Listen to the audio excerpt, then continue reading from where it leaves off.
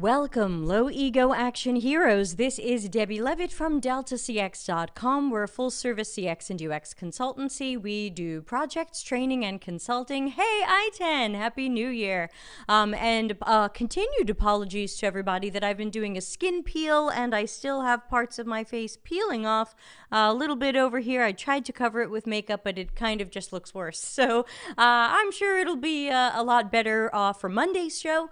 Please note for Monday the 9th and Tuesday the 10th, we will be doing shows. Tuesday the 10th will be 2 hours earlier than usual with Dr. Nick Fine. And then I am off to America for wedding number 1. So again, hopefully skin peeling is super done by then. Hope everybody is well and healthy and Itan's unpacked in her new place. So welcome to, hi Manuel, so welcome to Critical Thinking Stream. Every other Friday in 2023, I've changed the schedule a little bit. These will be every other Friday. And we collect stuff sent in by you. You can send it from deltacx.com/links.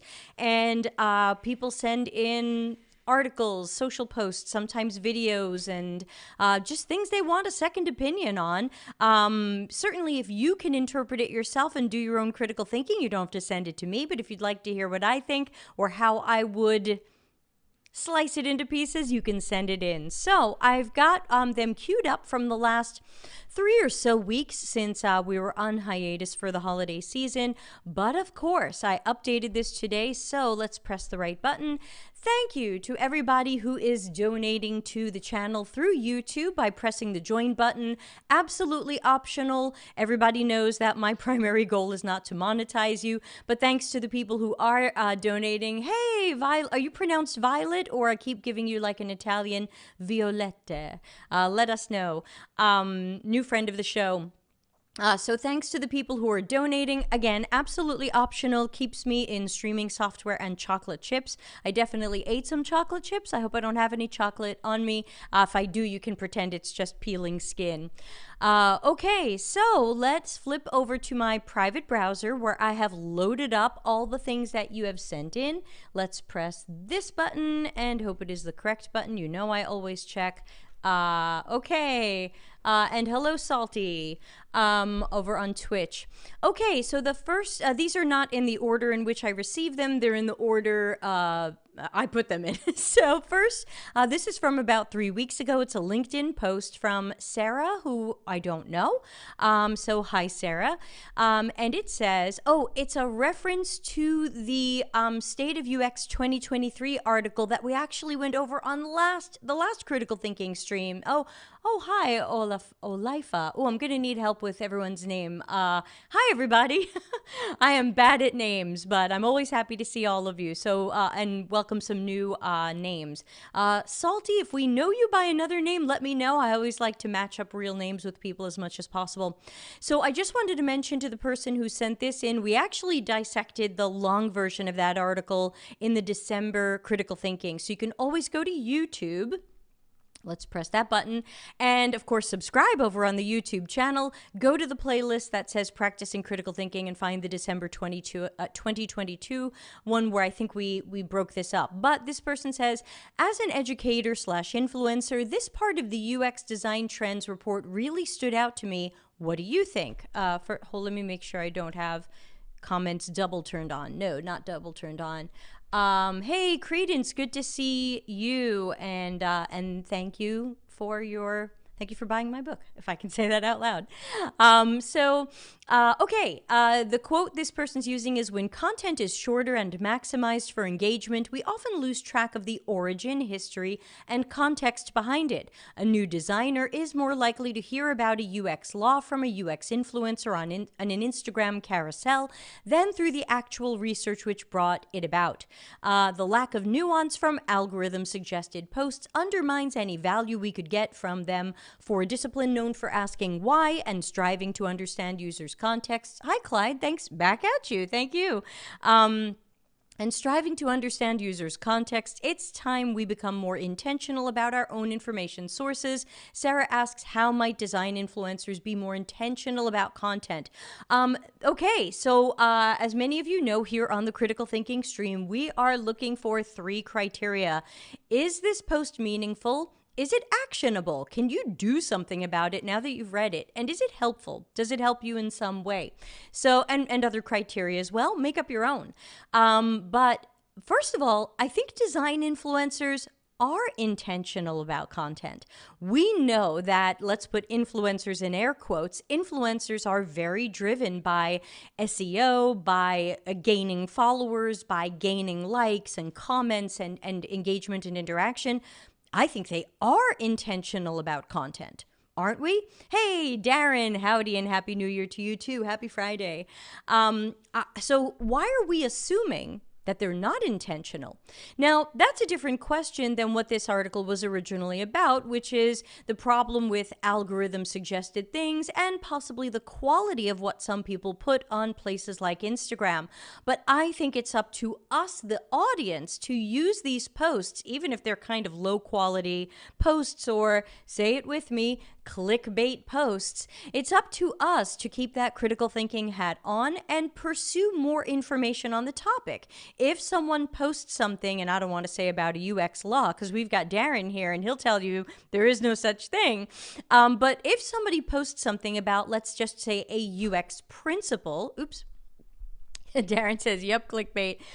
If somebody posts something about a concept, a principle, a technique, a suggestion, it's up to you to not just take that Instagram carousel as all there is to know about that thing. It's up to you to keep fishing for more knowledge and information and go beyond an Instagram carousel and a TikTok video and stuff like that. So, yeah, do it, So if you see something, dive in more, learn more, come ask me about it. Just checking I'm not doubled on the screen again. Hey, Kathleen, haven't seen you in a while. How are you? Happy New Year as well. Thank you, Credence. Yeah, happy to make it accessible. We're still working on the audiobook. I'm still late. It's going to be later than late, but the audiobook will be available hopefully in the next couple of weeks. It's just slow to queue a 16-hour audiobook. We have to listen for tiny clicks and all kinds of things. So anyway, I think this post is okay, but I think her question is a little debatable in that I think people are intentional about content. It just doesn't match the intentions we might prefer. Darren says, wasn't that from the so-called State of UX report? Yes, it was. And it actually wasn't that bad an article. I was surprised. It was better than I expected, and it made some good points. So I would say check that out. We did it in December's Practicing Critical Thinking show. All right, next, somebody sent me this article from Adam Fard. I don't know him. I10 said, I think they tried to spark a discussion. Did they manage? Is there any comments? Oh, okay, let's see. Now, remember, I'm in a private browser and I'm logged out. So it looks like there's 11 comments other than the original poster giving the link. So was there a conversation? Not so much. There were 12 comments, but again, sometimes the algorithm kills your post and it's not totally the fault of the quality of your post. Kathleen says, I'm good, had a busy year, wanting to get back into designing and UX. Good, I hope you will. Okay, so unknown guy Adam Fard, founder of something, founder of Adam Fard Ness, I don't know, has an article here in his blog called FinTech UX Design Trends for 2023. Now, of course, I haven't read this yet. I don't do a lot of prep for this show, so I'm just going to guess it's Web3 crypto, NFTs might be on their way out, Web3 crypto, but let's take a look. The playing field. Banks versus fintech. Okay. I don't think that's new, but okay. Is this new or whatever? Oh, gamification. That's not new. Is this what's new? What is this? Design trends. Yeah, gamification is too old to be a trend. And gamification doesn't always work, but I know many people think it's just a go-to device. Like, oh, you want something to be more engaging, used more, gamify it. And that doesn't always make sense. And it especially doesn't make sense with people who are intrinsically motivated. So you really have to get more into your psychology and behavior and your generative qualitative research if you are going to mess with gamification. But to me, it's not a trend. It's been around for a long time. It will continue to be around. And if you want to use it well, you have to put more psychology and science into your work. Need help with fintech UX? Uh-oh. Yes. So obviously, if Steph were here, she might tell us this is a blog post written for SEO. Many of them are. Why not? You know, that's what content marketing is about. But if the question is, does this guy have any good ideas? So far, no. But again, these might just be SEO keywords thrown into a blog post in the hope that you get to know Adam Farb and hire him for something. The only thing that is new is the 2023. Thank you, Salty. That's awesome. Hello, Catalin. Happy New Year. Darren says gamification reeks of ageism. I guess it can. So yeah, moving on. Product I don't have a bland color palette. Well, they kept the color palette, but they changed the design. So I'm not too sure what you're saying here so far. Oh, is this the after? So the color palette got a little warmer. Okay, so far not totally into the Adam Farb thing, but who knows, he may be an okay dude. Just, you know, I mean, anybody could go to a blog post on my site or a Medium article and tear it to pieces too, so, you know, it's easy from this seat. Centralization. Oh, that's weird. As fintech is getting towards decentralization, he thinks a design trend will be centralization. So how does he mean that? Third-party integrations. Is that centralization?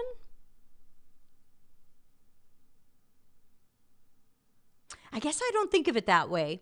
Is that anybody else? I think of centralization versus decentralization. I don't think of it as centralization versus third-party integrations. So that's a little weird. Again, could just be keyword spamming for the SEO for the blog article. Fully mobile banking. That's not a trend. We've had that for quite some time.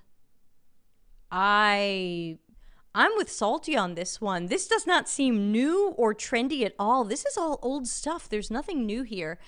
Hey, Elena, how are you doing? Happy Friday. Happy New Year to you as well.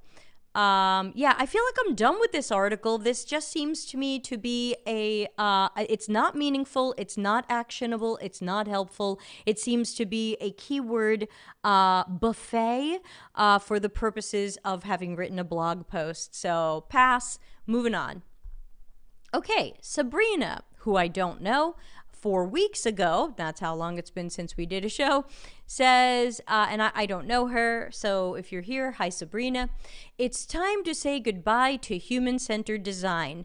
Now, immediately I wonder, okay, what are you selling? Like, that's my gut reaction. Is that anybody else's gut reaction? It could just be me. Maybe I'm old and jaded in the new year. It's 2023. I'm going to be 51. So that means you're not going to hear me say I'm 50 anymore. You are going to hear me saying I'm 51. Darren says, not helpful, not genuine, meant to get clicks. Yeah, we're 40 seconds delayed, so he's talking about the last thing. If that sentence makes you cringe, I get it. Human-centered design is what many of us has come to view as an empathy, oops, say it with me everybody, empathy-led approach to problem solving. But it begs the question, which humans do we center in human-centered design and why only humans? Again, this is one of those split hairs type of things. Darren says, same for the UCD post. My first inclination is to look up Sabrina's level of experience. Yeah, definitely, which I can't do when I'm in a private browser and I'm logged out. LinkedIn will ask me to log in. So I do not know who she is or what her experience or specialties are. I'm sure she's good at something, but I don't know what it is. But of course, as soon as I see a trademark symbol, then I imagine there's something for sale. And I assume, and again, this is just an assumption, so I could be wrong, that it is a repackaging of human-centered design. Do we really believe that she has invented something that is nothing like human-centered design and leaves it behind?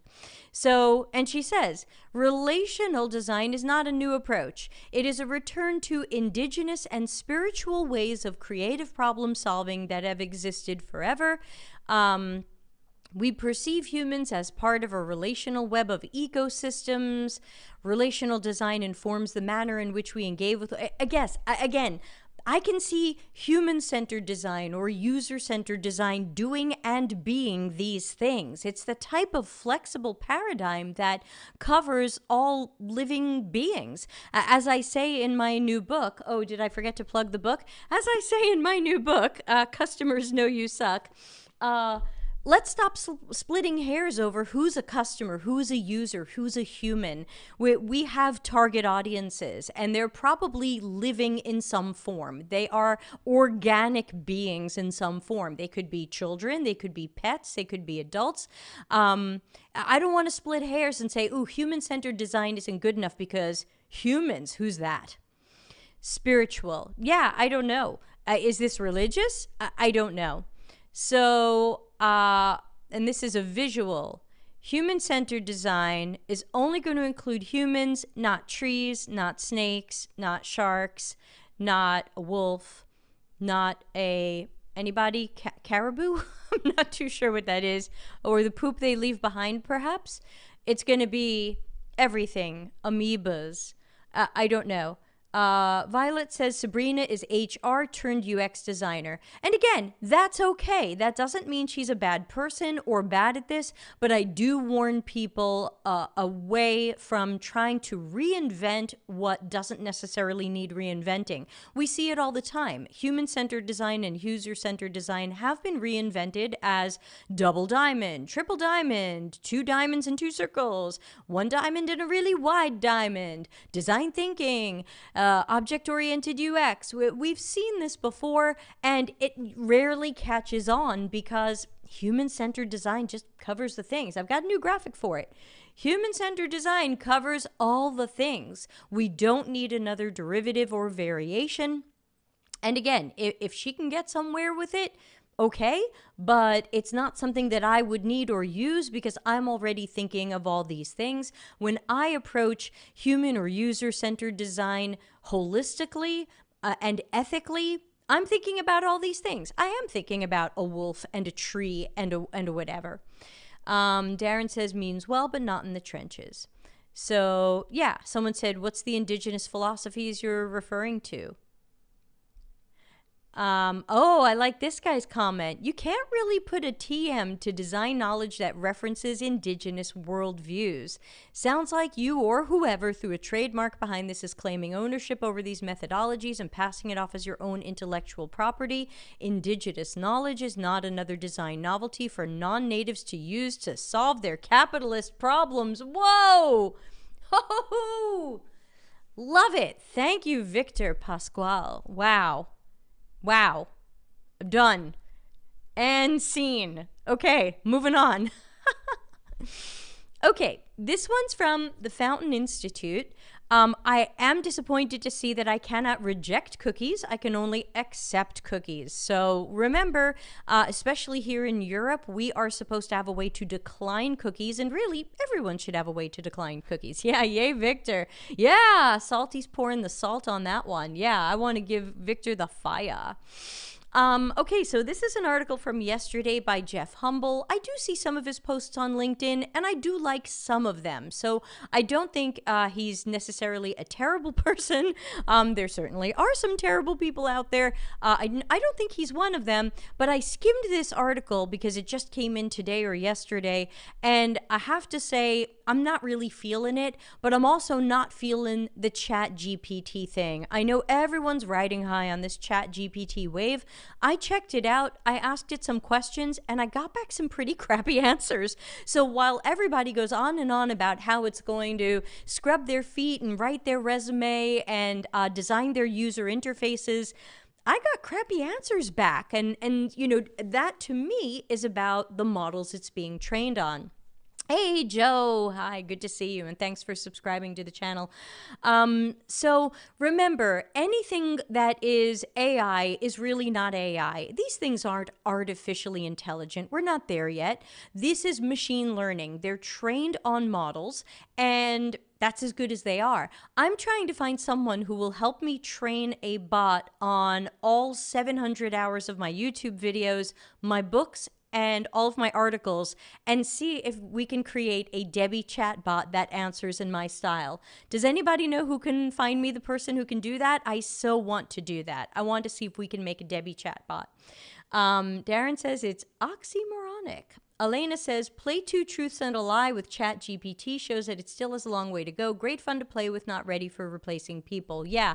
And again, ultimately, this article, if you skim through it, basically makes it seem like, hey, you're going to use ChatGPT for writing, for searching, for researching, to inspire you, to create, to personalize, to role play. You're going to ask ChatGPT, how would a dating app user like to be notified of a match? That doesn't replace qualitative research. We can ask it these things, and we can get something back. But that doesn't mean it's quality, and it doesn't mean it represents what our target audiences want or do.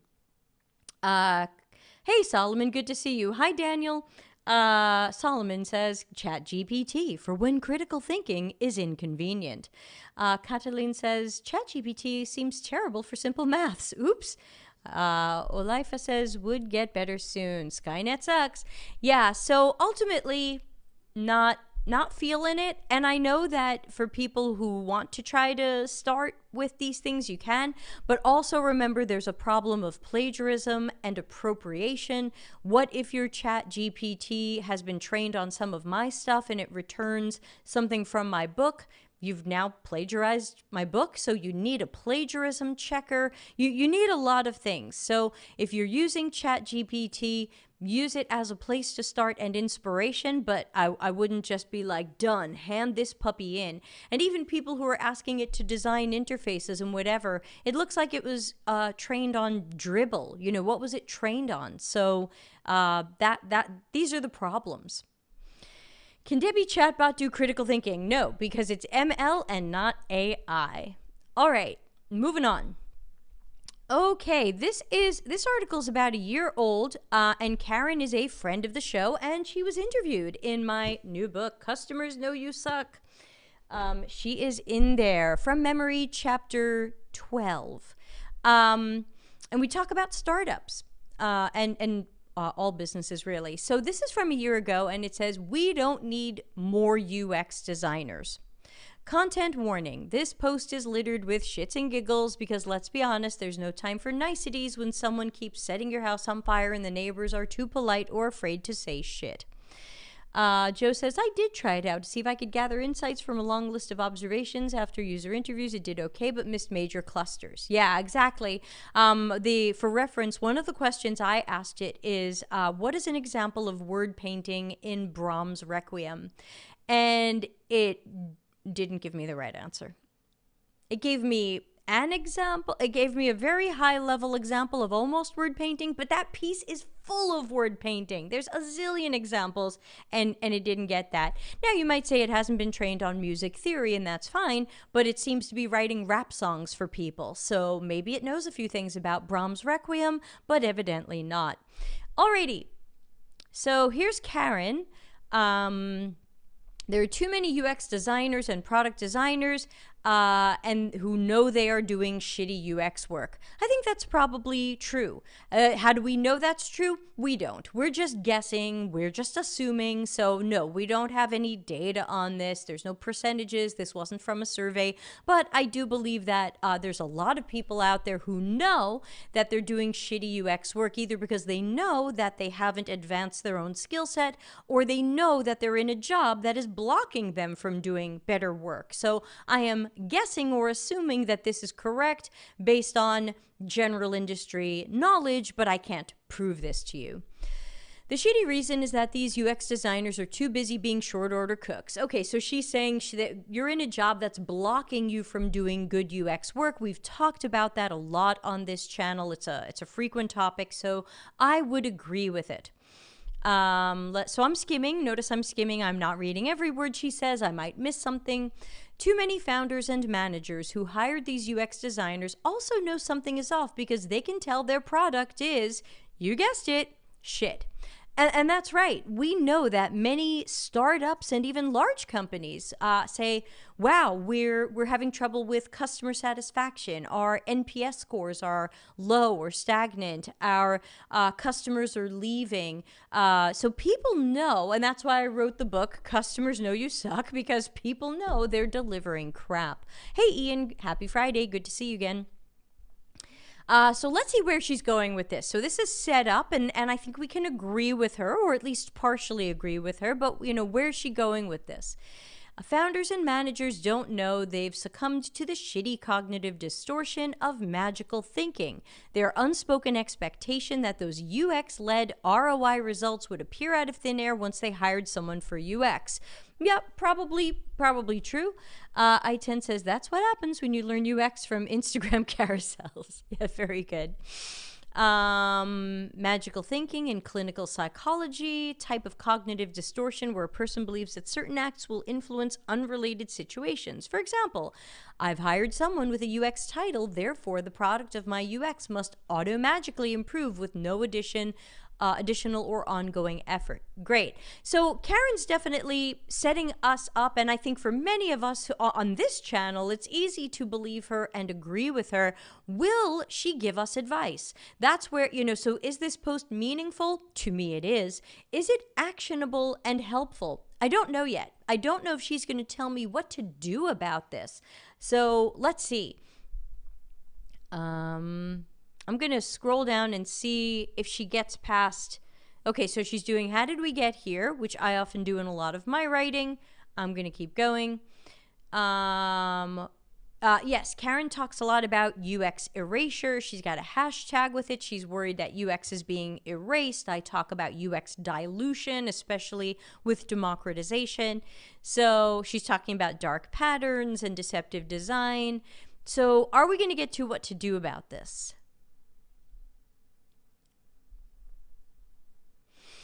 We don't need more UX designers because we need user-centered design warriors to stop UX erasure. Now please go stop UX erasure. Okay, so I would, as much as I love Karen, and she knows I do, I would, oh, look, she's referencing me. Oh, hi. And Darren. Okay. Thank you. I would say that while I really agree with her and I tend to really love the things that she writes and says, and that's why I wanted to interview her in my new book, I feel like at the end of this, I'm like, yeah, but then I don't necessarily know what to do. I think we need more actionable advice on stopping UX erasure and dilution, and it can't just be, hey, go do something. So my book is certainly an attempt to do something about that, though my book is not just for UX people. In fact, my book is less for UX people than for others. My book is really for product managers, engineering, strategists, marketing, everybody else. So please recommend my book outside of UX, please. It's written for everybody. It's written as if you don't really know what UX is. Okay, so ultimately, I dig Karen for sure. She's been on the show. I hope she'll be back. She's in my book, but I wish we had a little bit more of, oh, here's what you can do about this, or here's something I found that works, just to, give us a jumping off point. So that would make it more actionable. Okay, we've got 3 more. Woo! Giant words, and I'm on like a 50-inch television here. What I learned as a product designer at Apple by Andrea Pacheco, who is somebody I don't know. In 2021, I landed my dream job working at Apple. Life-changing. Here's the top 10 lessons I learned And the TLDR, Apple's a unique company. The way they do product design can only be successful due to their business model, which allows for innovation, failure, risks, and strong focus on design craft excellence, even if it takes a long time to get there. Build a great product, not an MVP. Storytelling is the best skill we need to develop as product designers, and a top-down culture is not as bad as we think. And it's interesting because I'm only looking at this for the first time now, but it's something that I mention in my book as well, which is am I still live? Am I blipping? Okay. Which is Apple. I've never seen an MVP from Apple.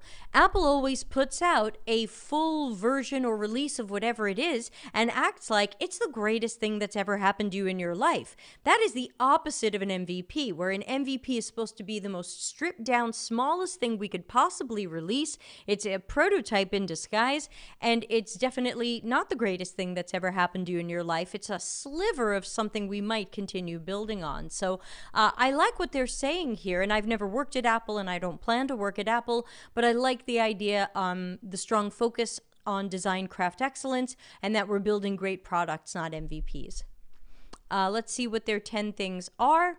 Oh, was that one of them? Oh, they're not numbered. Okay.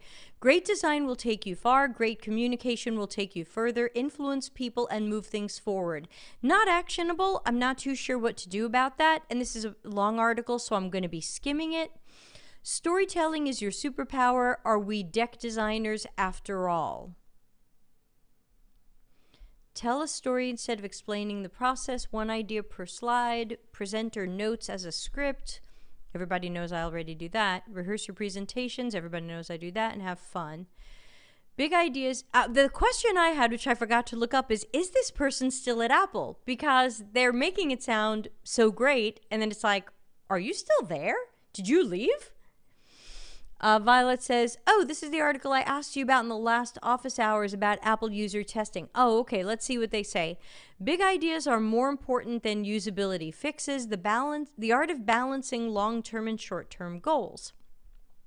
Most product teams won't spend their bandwidth working on small wins and fixes.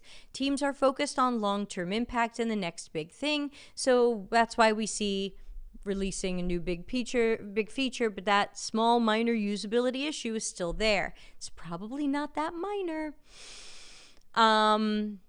So yeah, that's tough. If you want to be innovative, focus on the big wins instead of the small ones. And I think where I would battle this point, even though this person's welcome to their opinion, is I don't think of Apple as innovative. I don't think Apple has innovated in a very long time. And some of the things that we think they innovated are companies they bought out. So what is the last innovative thing that you think Apple did? Because I think it's hard to find. Sometimes people say, well, the iPhone was innovative. And I say, yeah, but the iPhone was an evolution beyond the Palm phone and the Windows phone and other things that existed at the time. It wasn't brand new. It was just the next thing. So I tend to have trouble even finding what Apple has innovated. Honey, what do you think is the last thing Apple innovated? Oh, you must have headphones on. Yeah, and Joe says companies should do both. Absolutely. I mentioned in my book how you cannot put things in the icebox and the to-do list forever when your customers are complaining. I guess Apple acts like they don't have competition. You're not going to leave them. You're just going to suffer with their small usability issues, air quotes. Darren says big ideas are more important than usability fixes. Vomit times 6. Arpita says, I read this article a few days back and I think the writer now works at Meta. Oh. Joe says, no, they haven't innovated. Maybe AirPods. No, the AirPods aren't innovative. We already had Bluetooth headphones. Well, Joe, you're entitled to your opinion, but what's innovative about that? We had Bluetooth headphones. AirPods were the next version of that. Darren says the last big thing Apple did was severance. Oops, that's not an innovation. Yeah. So I know that Apple likes to throw the word around a lot, and when they do their big WWDC,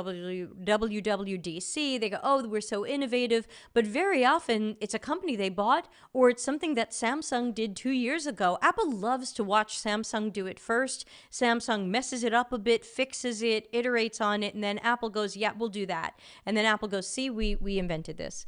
In defense of AirPods, they work seamlessly with their phones. Okay, well, that's not special. That's like minimum viable standards. Hey, wait a minute. My headphones work with my phone. That is minimum standards. Trust your instinct. You're an expert in making decisions without user testing. Yeah, I don't feel like I agree with this. And I'm sure that in some cases, Apple and other companies are skipping on user testing or usability testing for good or bad reasons.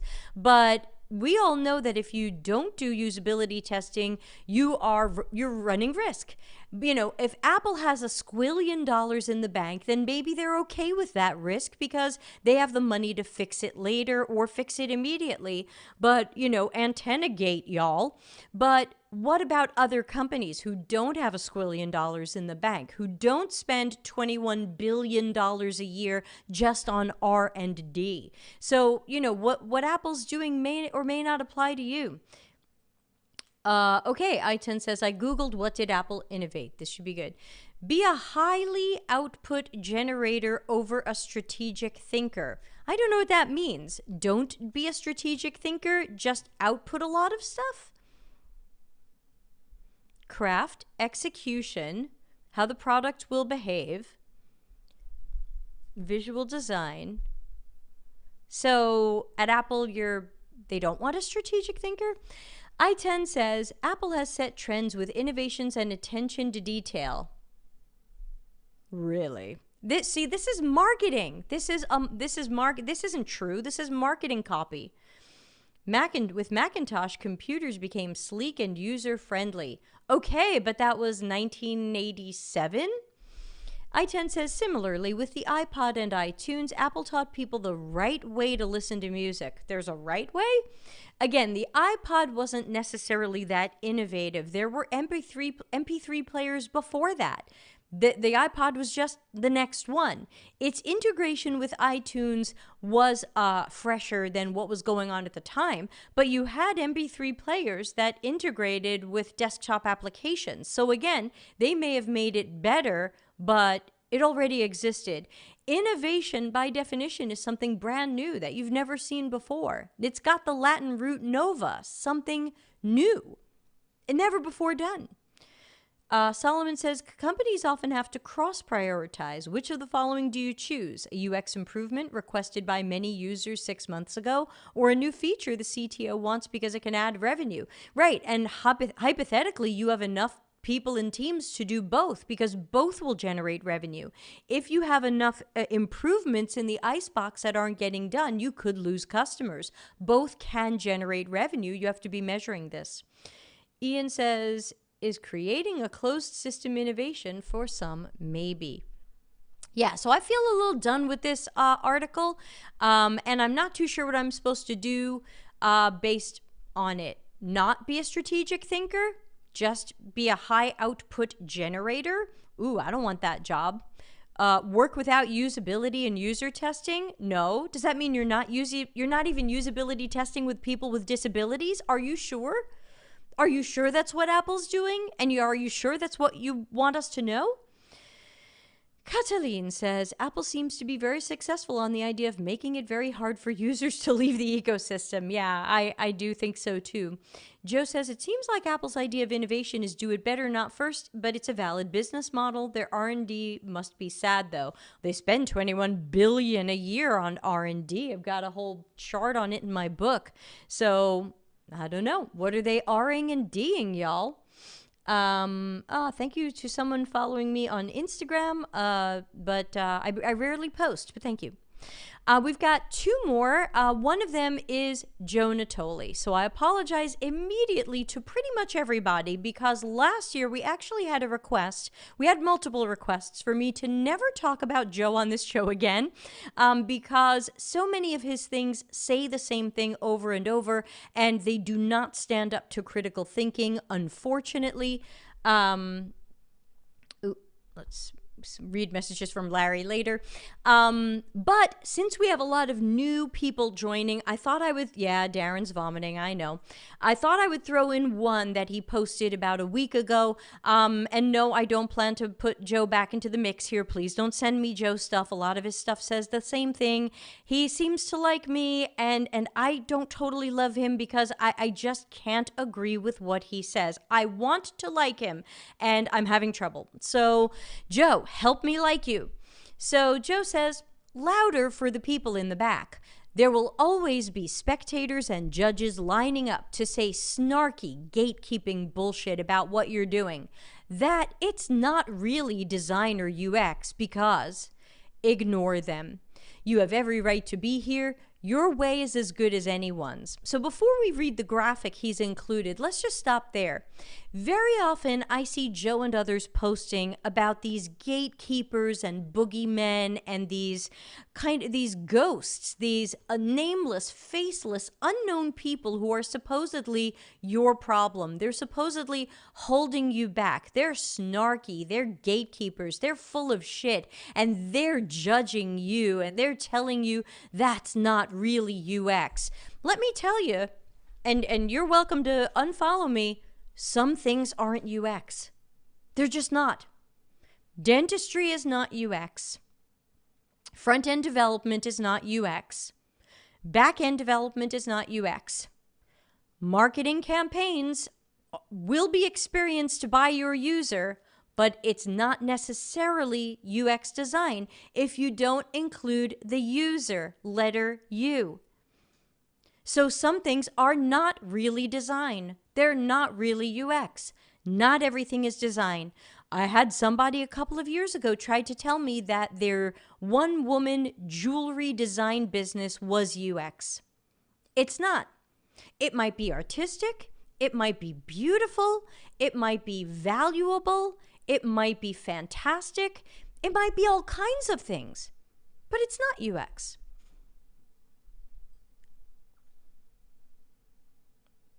Hello.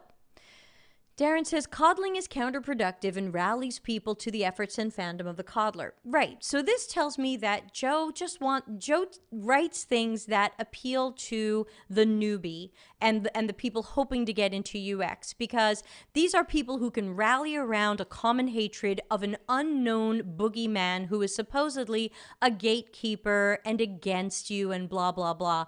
What I say to people who come to me with some of their ideas and projects that aren't UX is I say, look, do the best work you can do, put as much UX process into it as you can, even if it's not a UX project, and keep working to get better. That's not snarky. That's not gatekeeping. I'm not telling you you'll never do UX. I'm not telling you you'll never be good at it. But I am telling you that some of the work you do isn't UX. What else can I tell you about that? Not everything is design. Not everything is UX.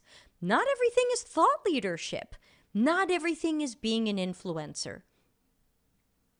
So let's break down what he says in his graphic. Anyone who tells you you're going to radically change a company's core processes with convoluted proprietary UX methodologies that require more time over the target and more budget and complete authority is flat out lying to you. So let's just start with that long sentence because, in my opinion, he's talking about me. So I am always someone who's talking about we need to get out there and work on changing companies' processes. Why not? The processes aren't good.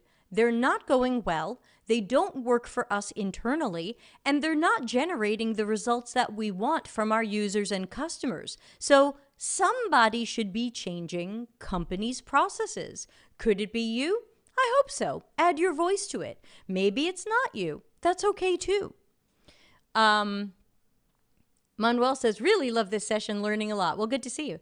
Darren says he's monetizing the coddling. Yes, I do believe that he monetizes those people. Usually posts like this come with a sign up for my annual membership to my thing. Joe says proprietary UX methodologies. Yeah, that part I didn't get. I don't know what is a proprietary UX methodology. I'm not sure I could name one because nobody is saying, what, design thinking? User-centered design? That's not proprietary. I don't own that. Nobody owns that. So Darren says he shares a lot of good content, but the character assassination must end. Yeah, in this case, it's a character assassination of an unknown, unstated boogeyman, and you're just going to have to figure out who that is. So anyone who tells you you're going to radically change a company's core processes with UX methodologies that require more time over the target and more budget. So that's me. I'm telling you, fight for more budget. Fight for more time. What's the opposite? Here's where the critical thinking comes in. What's the opposite of what Joe's saying? What does it look like if we do what Joe says? Talk about lying. You are laying down. You are a doormat. What is he saying? Don't ever ask for more time than you've been given? I could swear I saw a post from him a few months ago where he said, if you're not being given enough time, demand more time. Does anyone remember that post from him? I don't follow him, but some of you press like on it, and so I see it. So I find that he's also inconsistent. Azo says, LOL. He says flat out lying, but then he says there's no single correct way. Yes. Oh, we have the critical thinking winner for today. Thank you, Azo, or if you were Italian, Azzo. So, yes, exactly. And remember, he's setting up, we have to think about the psychology of this. He's setting up an adversarial relationship. He wants you to imagine that someone who says you can or should change a company's process and you should or could ask for more time or more budget, that person is a liar. So this is a way to set people up to be against each other. Now, there's nothing on the planet that says you can't be a fan of Joe and a fan of someone like me, who is the person giving you this message. Darren says, did you see my example of proprietary? Oh, example of proprietary methodologies, Luma. What's Luma? Who's Luma? Not Lumen from that evil dude from Kent, Lumen, or something else. So again, it's amazing that he's saying, there's no one way to do it, but I know it's not this. You belong here. You have every right to be here. Your way is as good as anyone's, but not this way. Not this way. Don't imagine that you can create change. Don't imagine that you can help your company be better, even though McKinsey's design report from a few months ago says when designers are allowed to change companies' processes, everything gets better. Thank you, McKinsey's design report, I think from December. So that doesn't even match. Yeah, Darren's got some bad history with Joe. So ultimately, Joe's post undoes itself with critical thinking, but that's why we teach critical thinking here every other Friday. Joe can't have it all ways. You can't say your way is as good as anyone else's, but here's this thing that you might hear this person saying, and they're wrong. They're lying to you. This is designed for him to say, create adversarial relationships. Don't listen to that person telling you you can make change. You should ask for more time. You should ask for more budget. You should ask for more authority, because that's what I'm teaching. Now, of course, not everyone's going to be in a position to ask for those things or get them, but I still want you to feel empowered to try, or to go to the person above you and ask them to try. So, am I flat out lying to you? I know I'm not lying to you. Does it always work? Definitely not. Have people come back to me and said, I tried the thing you said and it worked? Yes. There are people for whom it works. But I'm not lying to you. So when I see things like this, I believe Joe is talking about me. It's a fantastic description of things that I say. So, and as Darren says, it is a character assassination, because he could say, if you hear someone saying that you're going to change a company's core processes and get more time and budget and whatever, think critically about it. Investigate it more further. consider what that person is saying. That's not a character assassination. That's asking you to think about it. But to say that I'm lying to you, I'll try to not take that personally, but it's very silly. And what are we doing this for? How much money does he make because of that? $200? He got more likes than I did? He got some thumbs up? He got a clap? It's too bad. It's really too bad. Take the pieces from multiple approaches that work from your situation, your users, your client, your organization, and jettison everything else. That's also not good advice. It's half good advice.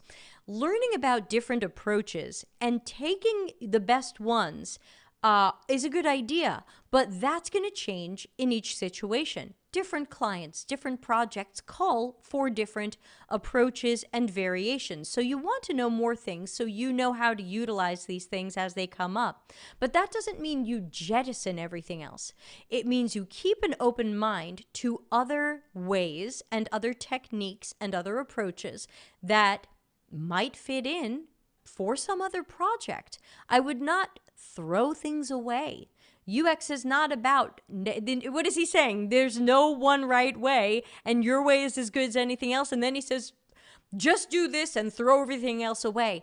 All of his stuff is so inconsistent to me, but I think if you go into it without that critical thinking mindset, you'll just read it and go, yeah, press like. Yes, more of this. And he always throws in stuff that is a little bit cult leaderish, like you belong here. You have a right to be here. You're good. And I feel like that is emotionally manipulative. You can say those things. You can mean those things. But I'm concerned about it being an emotional manipulation of the people he's looking to amass. There is no single correct way to do anything. Sure, absolutely. Even when I talk about human-centered design and user-centered design, there's no one way to do human-centered design or user-centered design. These are phases, but there are tasks, steps, techniques, multiple techniques inside each of these. And we have to strategically decide on each project what we're going to do and how we're going to do it.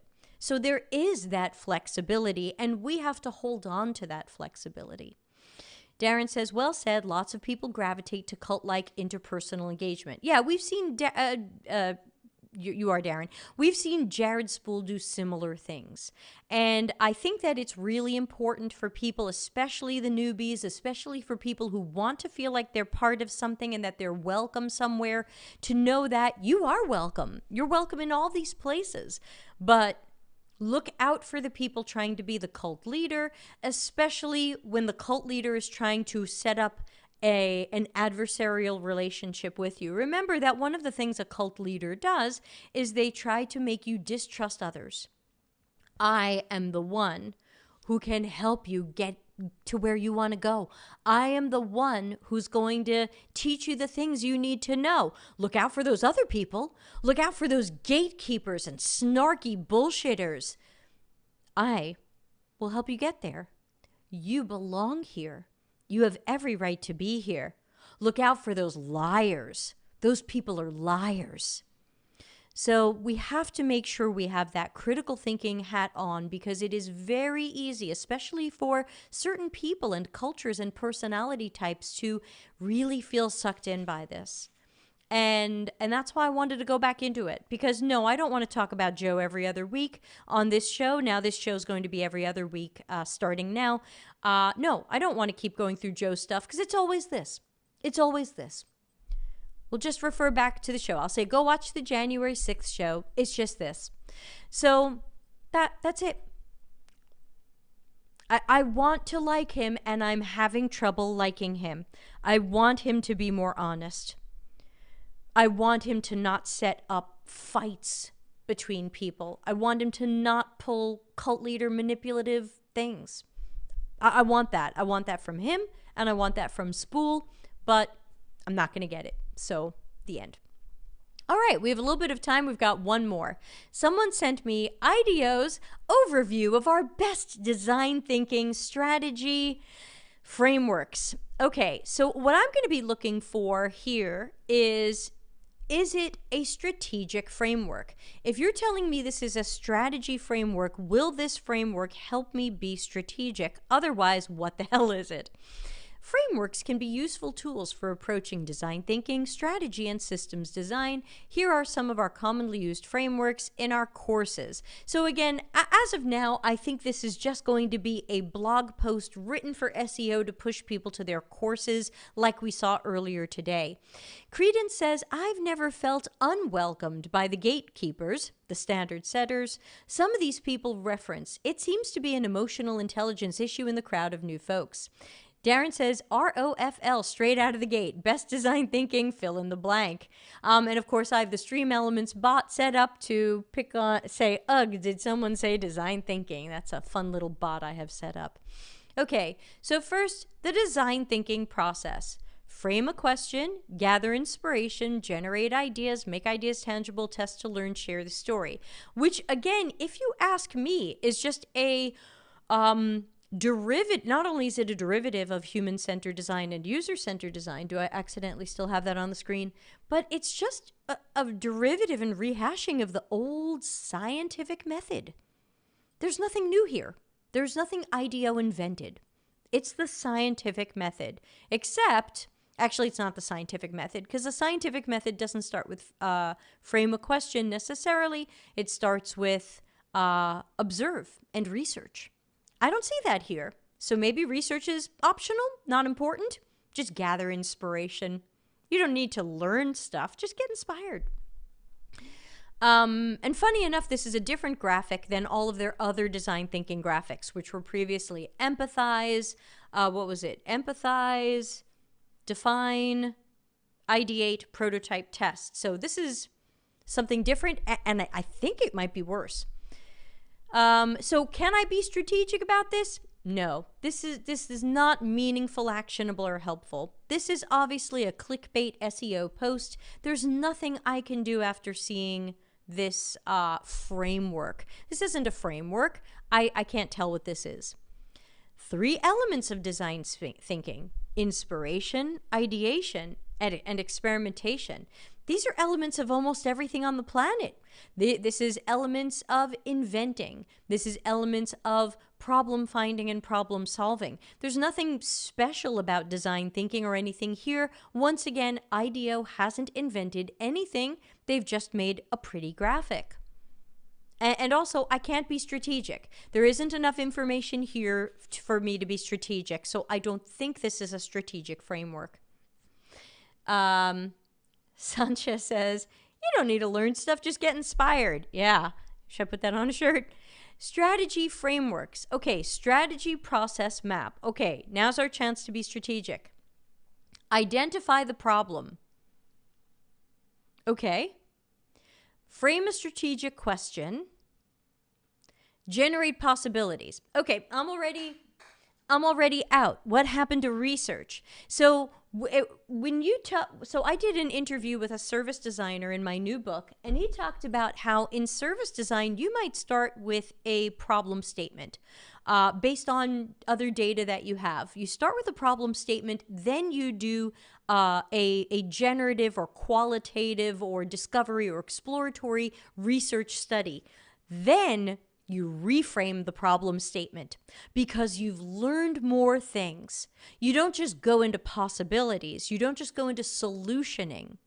So that to me is one of the downfalls of design thinking and all of the, what I like, Darren loves when I call it the microwave pizza version of CX or UX work, because it really bypasses the intelligence.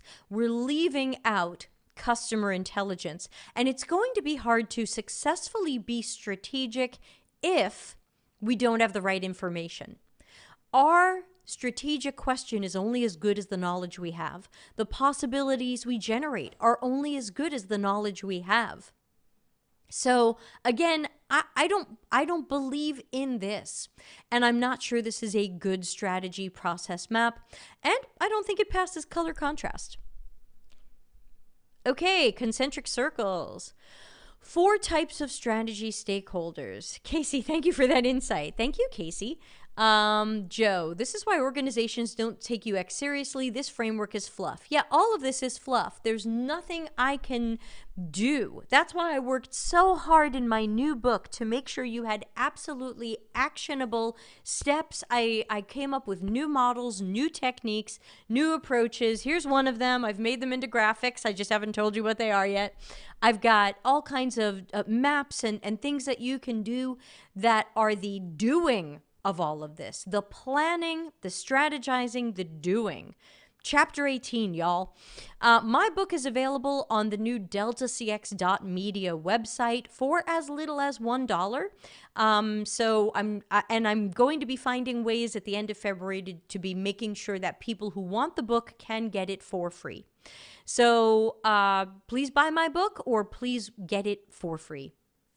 Didn't IDEO, weren't they known for making toys? I think they had done some stuff. They were originally known as more of a industrial design firm.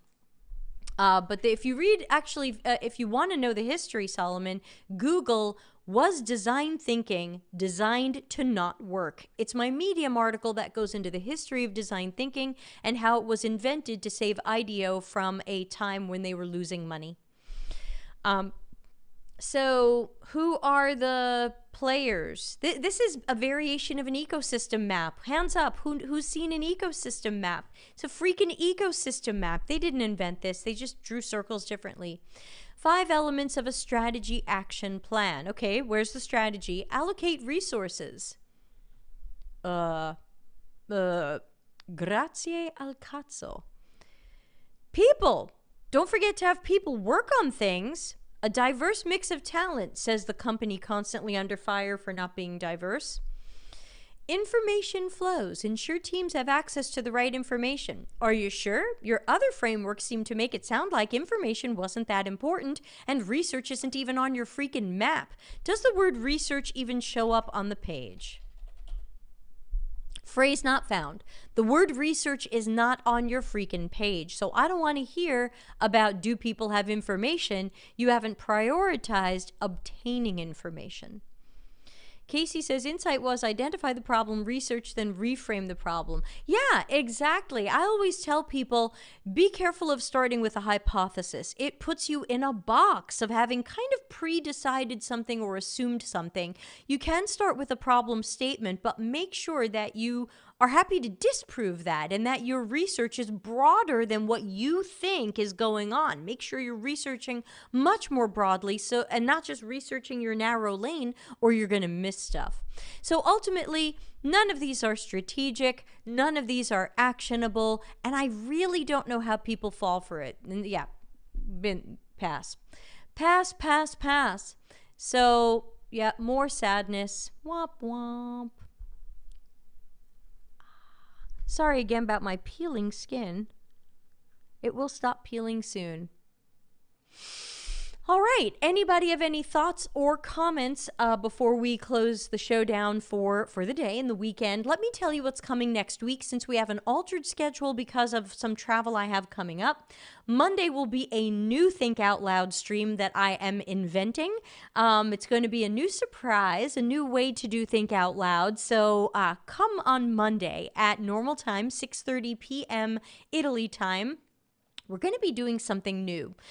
Think Out Loud is also going to be every other week. So just note that in 2023, I'm doing a little bit less streaming. Critical Thinking will be every other Friday. And, oh, thank you for the wine, I-10. Think Out Loud will be every other week. You can always check the calendar at deltacx.com/links, and you can see what's coming up. You don't have to wait for me to tell you. It's out there. And also, that's where you can join our Slack and our Discord communities, which are completely free. Our Discord appears to be full of lurkers and introverts. Well, we're all introverts, really. But it's full of lurkers, so Discord is really quiet. I wish it were more active. We have like 300 people there. Slack is more active, but hey, come to Discord and start some fires, won't you? Tuesday is Office Hours Ask Us Anything with Dr. Nick Fine. We are going to be broadcasting from 4:30 p.m. p.m. Italy time, which is oh, thank you for joining Discord, Atso. Look forward to seeing you there. We're going to be doing 4:30 p.m. Italy time to 6 p.m. Normally we do it later, but I am getting on an airplane, so we've shifted rather than canceling it. We've shifted it. There won't be any other shows next week because I will be in America for my own wedding, so I'm going to be focused on that.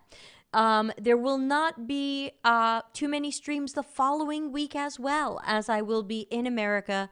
And yeah, so basically we have Monday and Tuesday next week, and then I'll be back here 2 weeks from today to do the next critical thinking stream. So if you want something picked to pieces, please send it to deltacx.com/links. There's a link there for an anonymous way to send in a link to things. Please note I don't have TikTok, so if you send a TikTok, please download it first. Darren says, leaving on a jet plane. Yeah, Darren, sorry I'm not going to see you at my wedding. You and everybody else were invited. Thank you to Casey and Sancha. Yes, we're excited. I didn't lose as much weight as I had hoped. I have a giant cyst on the inside of my lip, and I'm very self-conscious about how I look. But there you go. It'll be immortalized forever in our photos, and I promise to share them with all of you. Thanks, Debbie, for critical thing. Yeah, thank you for joining. Oh, I don't have the comments up on the screen. I forgot to press this button. Yeah, thanks to everybody for joining. And to our new friend, do you want me to call you Olaifa, or is it, let me see, Timilean? Timilean? Please help me out with names, everybody. Thank you, Kathleen. Thanks Violet for being member number 300 over on Discord. I hope we'll get more Discord activity going. It's all lurkers. Darren says, great set as always. Well, people send these in, so I'm lucky that people send in some interesting things that are nice to dissect and apply some critical thinking to, and really look at some of the subtleties in what people are doing. In general, I think you don't have to send me stuff that's Jonah Tolley or Jared Spool. We've got their number, but you can. And you don't have to send me stuff that's a blog post that was clearly written for SEO. We don't need it. Thank you, Paula. Casey says, I just got married. Congratulations to you. All right, so I guess that's it.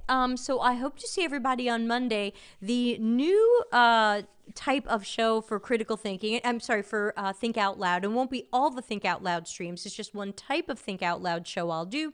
It's going to be very interactive. It's going to be a group adventure, so I hope you'll come and do it. Yes, Timilean. Okay. I don't know where the accent is on that. I'm going to go with Timilean. You tell me if there's an accent on a different syllable. Thank you, LinkedIn user. Sorry your name isn't popping up because of my system, but there you go. And everybody, please remember to subscribe over on YouTube and tell people about the Delta CX channel. We have over 600 hours of videos, so if you have a question, go to YouTube and write Delta CX and a couple of keywords and watch our stuff. But please share it out and find 3 people. Tell them all about it. Thank you, Salty. And we're getting more posts. Okay. Boop, boop, boop, boop, boop, boop. All right, so I guess I'm going to play us out of here. Everybody have a good weekend. Please be safe and careful. COVID is still surging. I'm taking a chance even traveling, but we have done some travels last year, and we were very careful with masking and hand sanitizing, and we still haven't gotten COVID. So I'm hoping that we will continue that streak.